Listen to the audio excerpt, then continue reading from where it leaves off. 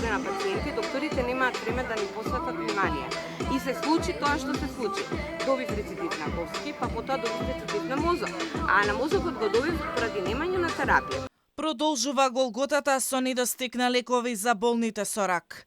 Пациентите губат надеж. Згора на се, за многу од нив нема термини ниту за контролните прегледи, како ехо или мамографија. А и кога ги има, не значи дека ќе завршат работа. Лидија Стефановска, која со години се бори со канцерот, кој е веќе метастазиран на повеќе органи, вели дека преку донации купува терапии од Турција, бидејќи во Македонија тие лекови ги нема на позитивна листа.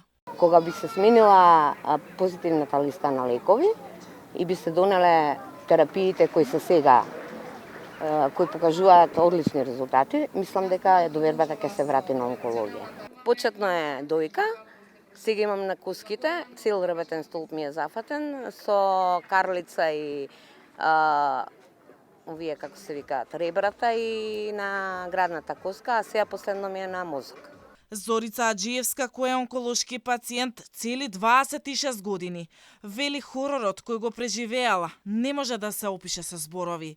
И вели, за да се врати довербата во системот, потребна е итна одговорност од виновниците кои печалеле од грбот на најтешко болните. Ама неопходни се и лековите. Треба да заеме точно со име и со презиме, да не се обвинуваат сите лекари. Верувам дека меѓу нив има и честни. Тој што се заслужил, што направил грешка, нека биде казнет и не би сакала ова да се заташка. Статистиките на заболени пациентки од рак на дојка во Македонија се загрижувачки, алармираат од Сдруженијето Изра. Има и мажи кои се борат со оваа болест, ама се поретки случаи. Па дури сме трети во Европа по бројот на болни со оваа малигна болест. Македонија е трета на листата на европски земји кои што води со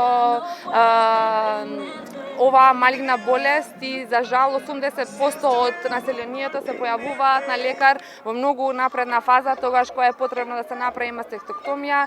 Министерот за здравство Фатмир Меджити, спротивно на тврдењата на пациентите, тврди дека термини и терапија има за сите болни од канцер.